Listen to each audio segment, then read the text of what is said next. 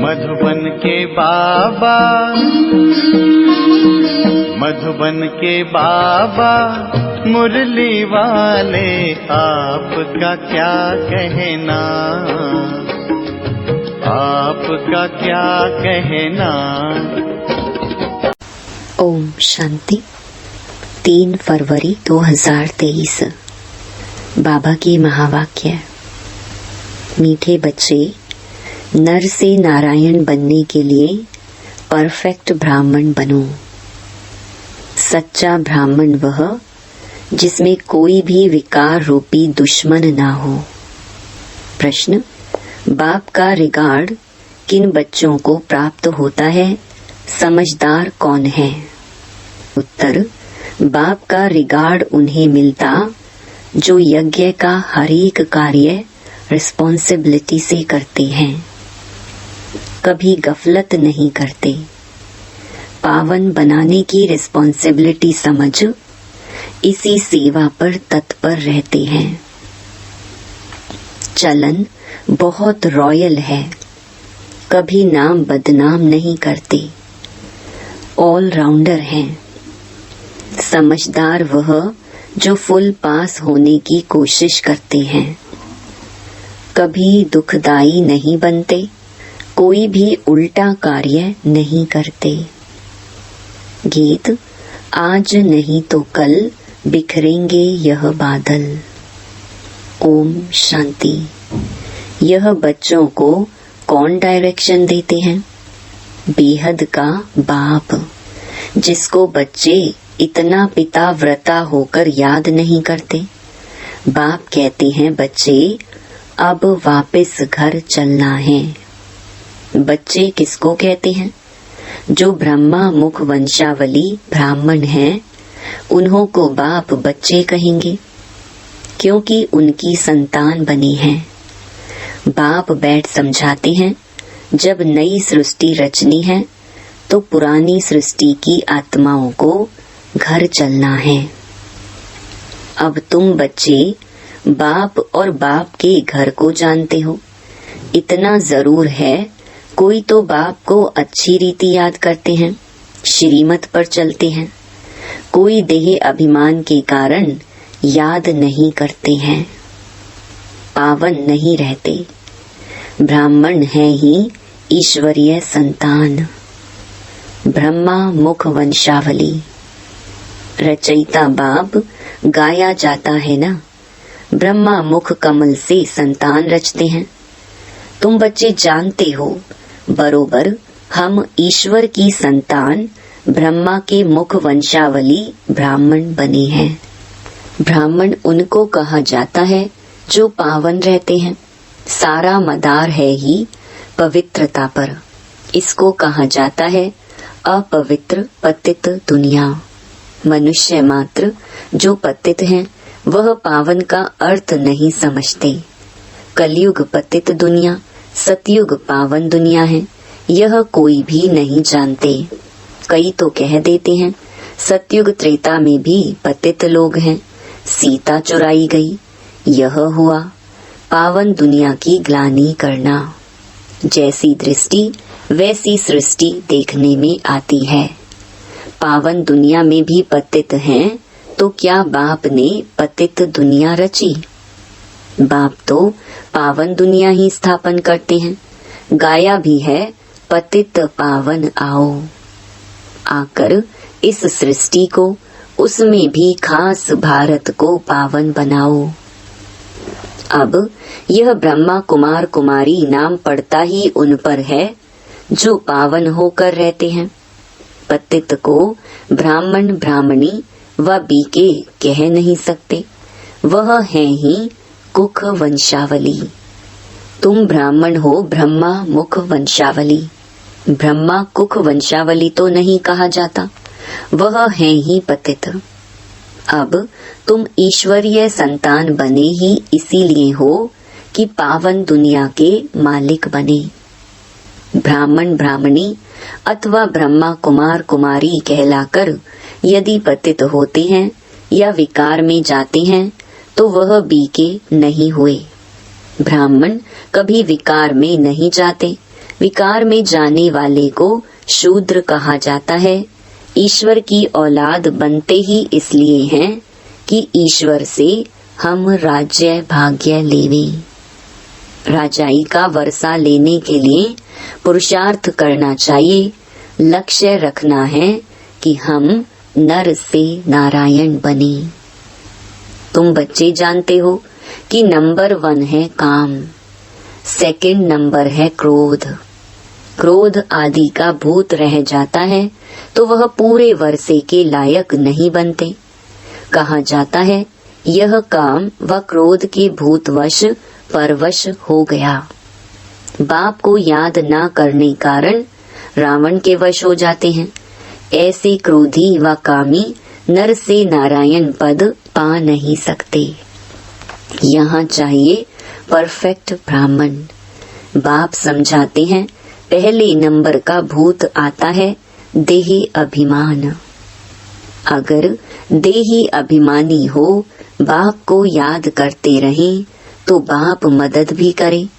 जो जितनी याद करते हैं उतनी उनको मदद मिलती है।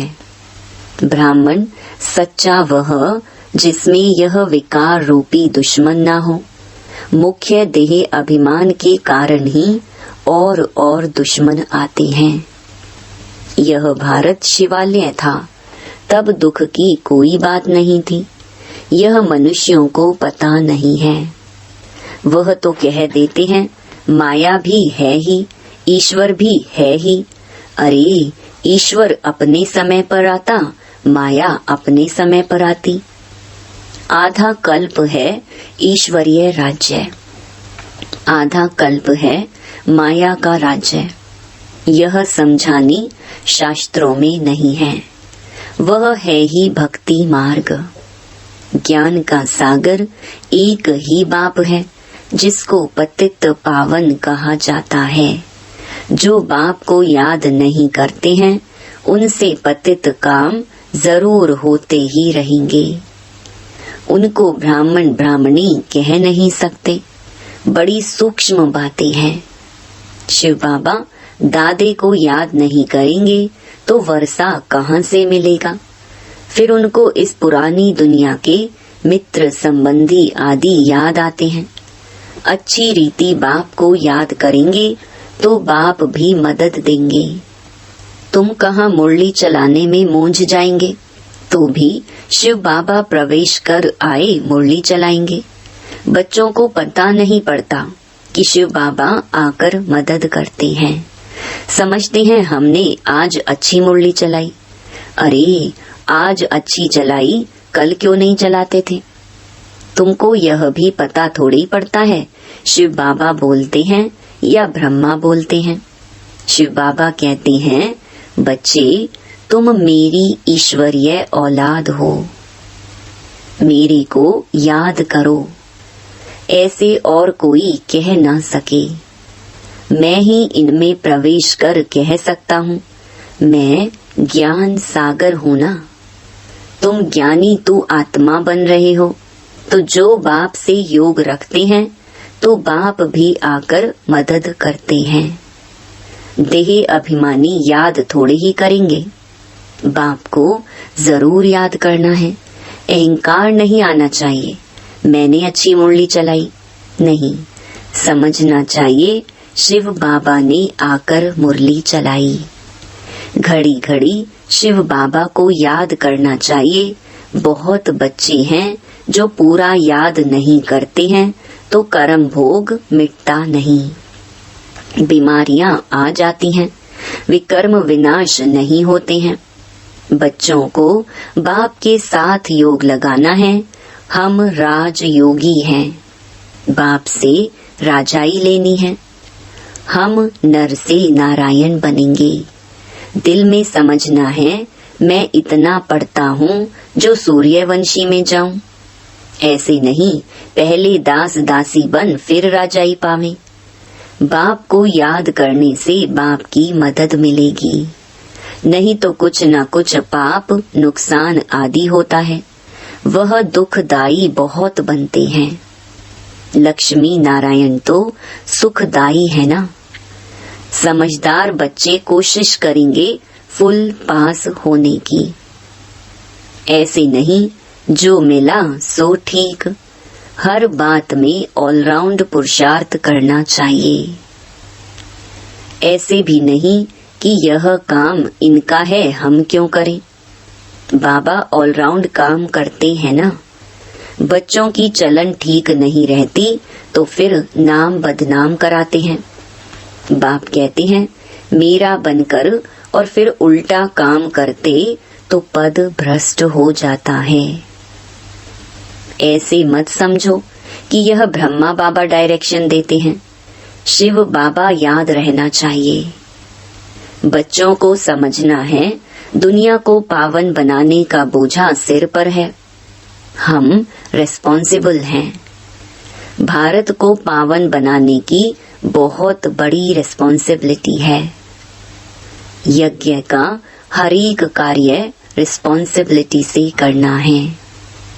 कोई गफलत ना हो तब बाबा भी रिगार्ड देंगे। नहीं तो धर्मराज ऐसी सजा खिलाते हैं जो कभी जेल में भी नहीं खाई होगी।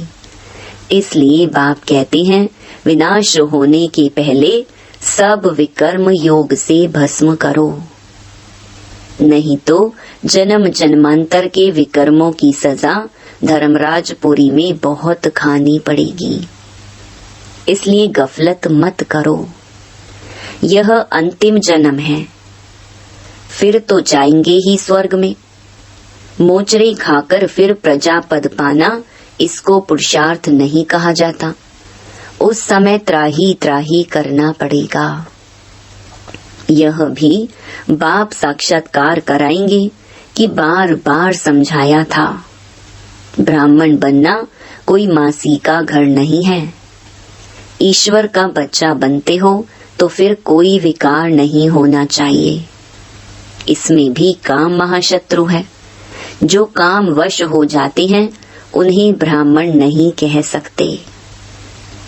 माया बहुत पिछाड़ेगी, परंतु कर्मेंद्रियों से कोई काम नहीं करना है। फैमिलियरिटी का हल्का नशा यह भी माया का नशा है। बाबा ने समझाया है इससे भी बोझा चढ़ जाएगा। तुम व्यभिचारी बन गए। ईश्वरीय औलाद में यह काम क्रोध आदि शैतान थोड़े ही होते हैं। वह शैतानी आसुरी गुण है। बहुत हैं जो ईश्वर के बनते फिर माया के बनंती हो जाते हैं, देह अभिमान में आ जाते हैं। बाप की श्रीमत पर चलना है तब रिस्पॉन्सिबल वह रहेंगे। ब्रह्मा की मत भी गाई हुई है। इनकी मत पर चलने से भी रिस्पॉन्सिबल बाप हो जाएगा, तो क्यों ना अपने से रिस्पॉन्सिबिलिटी उतार देनी चाहिए। बाप दादा दोनों की मत मशहूर है। माता की मत पर भी चलना चाहिए, क्योंकि माता गुरु बनती है। वह माता पिता अलग हैं। इस समय माता को गुरु बनाने का सिलसिला चलता है। तुम पुरुषार्थ कर रहे हो शिवालय के लिए। सतयुग को शिवालय कहा जाता है। परमात्मा का एक्यूरेट नाम शिव है। शिव जयंती ही गाई जाती है। शिव को कल्याणकारी कहा जाता है। वह है बिंदी। परमपिता परमात्मा का रूप है ही स्टार। सोने अथवा चांदी का छोटा स्टार बनाकर टीका भी लगाते हैं। वास्तव में वह एक्यूरेट ठीक है और स्टार रहता भी भ्रकुटी में है, परंतु मनुष्यों को ज्ञान नहीं है। कोई फिर त्रिशूल देते हैं, त्रिनेत्री त्रिकालदर्शी की निशानी यानी दिव्य दृष्टि दिव्य बुद्धि की निशानी देते हैं। अभी तुम बच्चों को इन बातों का ज्ञान है। तुम चाहो तो स्टार लगा सकते हो। अपनी निशानी सफेद स्टार है। आत्मा का रूप भी ऐसे स्टार मिसल है। बाप सभी राज समझाते हैं, सावधानी भी देते हैं।